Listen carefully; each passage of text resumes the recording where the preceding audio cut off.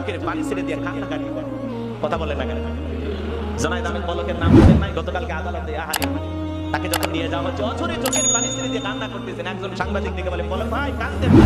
এই কথা বললে আরো কান্না শুরু করে দিয়েছে এবং বলতেছে আপনারা দোয়া করবেন, আল্লাহ হলেন উত্তম পরিকল্পনা কেন। এতদিন পরে বেচারা বুঝেছে আল্লাহ উত্তম পরিকল্পনা কেন। এক জায়গায় তিনি আবার বলেছেন যে আমি কারাগারে বসে এ পর্যন্ত এক খতম কোরআন তেলাওয়াত করেছি। মাশাআল্লাহ, ভালো ভালো। তো ইনি স্বীকার করতেছেন, জনায়েদ আহমেদ পলক যারা কয়েকদিন আগে মন্ত্রী ছিল, আজকে সে স্বীকার করতেছে আল্লাহ উত্তম পরিকল্পনাকারী। আল্লাহর পক্ষ থেকে যেটা ফয়সালা হয় সেটা মেনে নিতে হবে। চেহারার দিকে তাকাইলে বোঝা যায় আহারে কি ক্ষমতার দাম্ভিকতায় ছিল। এক এক নেতাকে নিয়ে যাওয়া হচ্ছে, চেহারা শুকিয়ে গেছে। আইনমন্ত্রী ছিল কামরুজ্জামান, জানেন না? আহা, চেহারা দেখে মনে একেবারে শুকিয়ে গেছে, বৃদ্ধর সাপ চেহারার মধ্যে চলে আসছে, লাঠিতে ভর করে চলতেছে। কি ক্ষমতা, কি দাম্ভিকতা, কি অহংকার! ক্ষমতা থাকলে মানুষকে মানুষ মনে করে না, এই জন্য দাম্ভিকতা করতে নাই। কথায় আছে না, 9 বছরের রাজা 10 বছরের সাদা। কথা বলে ঠিক কিনা? এই হলো তাদের জীবনের অবস্থা। আজকে চোখের পানি ছেড়ে দিয়ে আদালতে কান্নাকাটি করে, পলক সাহেব কান্নাকাটি করে, আইনমন্ত্রী কান্নাকাটি করে, মানিক কাকা কান্নাকাটি করে, সালমান এফ রহমান কান্নাকাটি করে। আহা, কত আইনমন্ত্রী কত দাম্ভিকতা করতো, আজকে তারা এমন ভাবে হাজিরা দিতেছে একটা আসামির মতো। মিলন যা আছে সব কই গেল? তাদের দাম্ভিকতা কই গেল? ক্ষমতা সব শেষ করে দিয়েছেন কে? আল্লাহ। এই জন্য দাম্ভিকতা করতে নেই, অহংকার করতে। আপনি যত বেশি অহংকার করেন ধ্বংস আপনার অনিবার্য, ধ্বংস হবেই। আপনার আল্লাহ তাআলা যদি কোনো কিছু দেন, এটা আল্লাহর নিয়ামত মনে করতে হবে, এটা মনে করে আল্লাহর শুকরিয়া আদায় করতে হবে, আল্লাহর সন্তুষ্টি অর্জন করতে হবে। যে আল্লাহ তাআলা আমাকে চেয়ারম্যান মেম্বার বানাইছে, এমপি মন্ত্রী বানাইছে, প্রধানমন্ত্রী বানাইছে, আলহামদুলিল্লাহ আল্লাহ বানাইছে। কে বানাইছে বলেন? আল্লাহ বানাইছে। আর এগুলো ক্ষমতা ভাইয়া বড় বড় কথা বলে। সাবেক প্রধানমন্ত্রী ছেলে সজীব ওয়াজেদ জয়, নাম শোনেন? উনি গত 2 দিন আগে বলতেছেন যে ইউনূস সরকার আমার কিছুই করতে পারবে না, ইউনূস সরকার জয়ের কিছুই করতে পারবে না। কি করার ক্ষমতা আছে ইউনূস সরকারের? দেখেন এখনো কত দাম্ভিকতা তাদের ভিতরে। এই দেশে এত পরিমাণে জুলুম অত্যাচার হলো, এখন পর্যন্ত তাদের কোন নেতা বলেন নাই আমরা দুঃখিত, আমরা ক্ষমা প্রার্থী, আমাদেরকে ক্ষমা করে দেন, আপনাদের সাথে যা হয়েছে এর জন্য আমরা ক্ষমা চাই। একজন নেতা বলেন? কথা বলেন? বলছে? বলেন। জয় সাহেব বলতেছে ইউনূস সরকার আমার কিছুই করতে পারবে না। তা আপনি যদি আমেরিকায় থাকেন, লন্ডনে থাকেন, বিদেশে থাকেন, তো আপনার জন্য কি করবে? কিছু করতে পারবেন। আপনি দেশে আসেন, কিছু করতে পারে কিনা টের পাবেন। কথা বলেন না? দেশে তো আসবেন না। মা এক দেশে পালিয়ে আছে, ছেলে আরেক দেশে পালিয়ে আছে। কথা বলেন না? তো আপনাদেরকে ধরবে কি?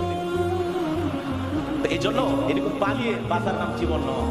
পারলে দেশের মানুষকে যদি ভালোবাসেন, দেশকে যদি ভালোবাসেন, দেশে আসেন, এসে জেল হোক যা হোক লড়াই হোক, পালিয়ে বাঁচার নাম জীবন নয়। আসেন, দেশে আসেন। কথা বলে দেশে আসেন, ভয় পান কেন? 5 বছরের জেল হবে, 2-4 মাস জেলে থাকা লাগবে, সমস্যা কি? আসেন, ভয় পাচ্ছেন। তো আমরা যে কথা বলতে চাচ্ছিলাম, হযরত আবু বকর সিদ্দিক রাদিয়াল্লাহু তাআলা 100% দান করেছিলেন আল্লাহ এবং তার রাসূলকে খুশি করার জন্য। আল্লাহ তাআলা এটা পছন্দ করেছেন। হযরত আবু বকর সিদ্দিক রাদিয়াল্লাহু তাআলা এমন একজন সাহাবী ছিলেন, সব সময় দান করতেন, সব সময় দান করতেন। দান করতে করতে তিনি এক সময় প্রভাবশালী ব্যবসায়ী ছিলেন। মক্কার বড় বড় নেতারা তার কাছে ঋণী ছিল। তারা বড় বড় প্রভাবশালী অনেক নেতা ছিল, হযরত আবু বকরের কাছে ঋণী ছিল। ভয় আবু বকরের সামনে যা বড় গলায় তার কথা বলতেন না। তারা বলতেন আবু বকর তোমার কাছে কিছু ঋণ আছে, এজন্য তোমাকে আমরা কিছু বললাম। তাহলে চিন্তা করেন হযরত আবু বকর কেমন মানুষ ছিলেন। আল্লাহু আকবার। তো সম্মানিত হাজিরিন, তাহলে মুমিন জীবনের সব কাজ হবে আল্লাহ তাআলাকে রাজি খুশি করার জন্য, আল্লাহ সন্তুষ্টি অর্জনের জন্য। তাহলে এই জীবনের যা চাওয়া পাওয়া সব চাইতে হবে একমাত্র কার কাছে? কার সন্তুষ্টি অর্জনের জন্য, আল্লাহকে রাজি খুশি করার জন্য চাইতে হবে। এজন্য আল্লাহ বলেন ইল্লা বাতিগা আওয়াজহি রাব্বিহিল আ'লা ওয়ালা সাওফা ইয়ারদা।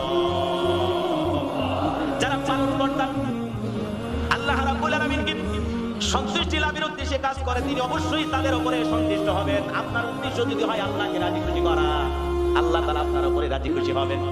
ছোট্ট একটি ঘটনা আপনাদেরকে বলি।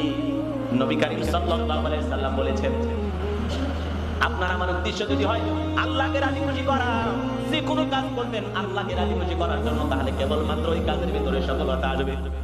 একটা এক্সাম্পল আপনাদেরকে দিয়ে যায়। এক ব্যক্তি রাতের বেলায় সাদাকা করার জন্য, দান করার জন্য কিছু টাকা নিয়ে গেলেন, আমি এই টাকাটা মানুষকে দান করব। চলতে গিয়ে একজন মানুষের সাথে দেখা হয়ে গেল, সেই লোকের হাতে ওইটা সাদাকা করলেন, দান করলেন। দান করে বাড়িতে ফিরে আসলেন, যার হাতে দান করেছেন লোকটা ছিল চোর। সবাই বলা বলি করতে লাগলো, লোকটা সদকা করেছে, দান করেছে, এক চোরের কাজ। ভালো করে বুঝবেন। দ্বিতীয় রাত্রিতে আল্লাহর বান্দা আবারও দান করার জন্য, সদকা করার জন্য কিছু টাকা দিয়ে রওনা করলেন। পরের দিন রাত্রিবেলা নারীর সাথে দেখা হয়ে গেল। যেই নারীর হাতে দান করলেন, সদকা করলেন, এই নারী ছিল জিনাকার মহিলা, পতিতা। এই নারীর হাতে টাকাটা দিলেন। লোকজন পরের দিন বলা বলি করলো, গতকালকে আল্লাহর বান্দা যে দান করেছে, সদকা করেছে, এক পতিতার হাতে, জিনাকারী মহিলার হাতে। আল্লাহর বান্দা পরে আবারও দান করার জন্য রাত্রিবেলায় পরের দিন রওনা করলেন। এইবার তিনি দান করলেন, রাতের বেলা একজন মানুষকে পাইলেন, দান করলেন, সে ছিল ধনী ব্যক্তি। পরদিন সবাই বলা বলি করলো, আল্লাহর গোলাম যে গতকাল রাত্রিতে দান করেছে, সদকা করেছে, সে একজন ধনী ব্যক্তিকে টাকা দিয়ে আসছে। এইবার আল্লাহর গোলাম তিন রাত্রিতে তিনজন মানুষের কাছে দান সদকা করলেন। তিন রকম মানুষ। এক নাম্বার হলো চোরের কাছে দিয়ে আসছেন, দুই নাম্বার হলো জিনাকার মহিলা, তিন নাম্বার হলো ধনী ব্যক্তির কাছে দিয়ে আসছেন।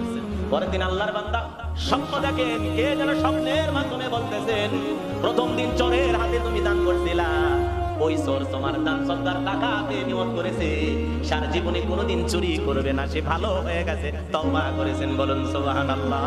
আল্লাহ তাআলা তোমার এই দান সদকার কারণে তিনি খুশি হয়েছেন, আল্লাহ খুশি হয়েছেন। সুবহানাল্লাহ। তুমি তারপরে দ্বিতীয় যে নারীর হাতে দান করেছে, জিনাকার মহিলা, পতিতা নারী, সেই নারী নিয়ত করেছেন, তোমার এই দান সদকার টাকা হাতে নিয়ত করেছেন, জীবনে কোনোদিন আর এই গুনাহের পথে পা বাড়াবেন না, তিনি আর অশ্লীল কাজ করবেন না। সে নারী তওবা করে আল্লাহর পথে ফিরে এসেছেন। বলুন সুবহানাল্লাহ। তিন নাম্বার, ধনী ব্যক্তির কাছে আপনি দান করেছেন। ধনী ব্যক্তির টেনশনে আত্মহারা হয়ে গেছে, অনেক সম্পদের মালিক, কিন্তু টেনশন কিছু ছাড়ে না, কথা আছে না, টেনশনে সে পথ চলতেছিল। হঠাৎ করে তুমি যখন তার হাতে দানের টাকা দিয়ে আসছো, সরকার টাকা দিয়ে আসছো, ধনী বেচারা চিন্তা করলো, হারি আল্লাহর দুনিয়া এমনও বান্দা আছে যে দান সদকা করে, আল্লাহ আমাকে অনেক সম্পদ দিয়েছে, আমি দান সদকা করি না। এখান থেকে সে শিক্ষা গ্রহণ করেছে আল্লাহ রাস্তায় দান সদকা করতে হয়। সেই ধনী ব্যক্তি তোমার এই আমলের কারণে নিজেও দান সদকা শুরু করেছে, এই জন্য আল্লাহ তাআলা তোমার এই আমলের উপরে খুশি হয়েছেন। বলুন সুবহানাল্লাহ। তাহলে তিনজন ব্যক্তিকে দান করার কারণে তিনজন ব্যক্তিকে পরিবর্তন করা দিলেন, তিনি কে? আল্লাহ। এই জন্য আপনার আমার উদ্দেশ্য যদি হয় আল্লাহকে খুশি করা, আমি চোরের হাতে দিলাম না কার হাতে দিলাম, আমার নিয়তটা ঠিক থাকতে হবে। কথা বলে ঠিক, আমার উদ্দেশ্য হলো আল্লাহকে খুশি করার জন্য কেবলমাত্র আমি দানটা করলাম, আল্লাহকে খুশি করার জন্য আমি সদকা করলাম, আল্লাহকে খুশি করার জন্য আমার জীবনের অর্থটা আমি ব্যয় করলাম। মসজিদ মাদ্রাসার জন্য টাকা চাই, আলহামদুলিল্লাহ দিয়ে দিলাম, কোনো সমস্যা নেই। ওই যে নবীজির কথা বলছিলাম, আল্লাহ রাসূল বলেছেন, কেউ যদি কারোর সাথে সম্পর্ক করে একমাত্র আল্লাহকে খুশি করার জন্য, কেউ যদি কাউকে ভালোবাসে, আবার কেউ যদি আল্লাহকে খুশি করার জন্য তাকে ঘৃণা করে, এরপরে আল্লাহ রাসূল বলেন, কেউ যদি আল্লাহকে খুশি করার জন্য দান করে, আবার কেউ যদি আল্লাহকে খুশি না করার জন্য দান না করে, ভালো করে বুঝবেন, আমি কাউকে ভালোবাসবো আল্লাহকে খুশি করার জন্য, সম্পর্কটা রাখবো, স্থাপন করবো সম্পর্ক আল্লাহ সন্তুষ্টি অর্জনের জন্য, আল্লাহকে রাজি খুশি করার জন্য। আবার আমি কাউকে ঘৃণা করবো, সম্পর্ক রাখবো না আল্লাহকে খুশি করার জন্য। কথাকে বোঝা যায়? দুই ধরনের কথা না? কাউকে ভালোবাসবো আল্লাহকে খুশি করার জন্য, কাউকে ঘৃণাও করবো আল্লাহকে খুশি করার জন্য। আমার নিয়ত থাকবে, ইখলাস থাকবে, মনে তামান্না থাকবে, একমাত্র উদ্দেশ্য থাকবে আল্লাহকে খুশি করা। আমি কাউকে দান করবো আল্লাহকে খুশি করার জন্য, আবার আমি কাউকে দান করবো না আল্লাহকে খুশি করার জন্য।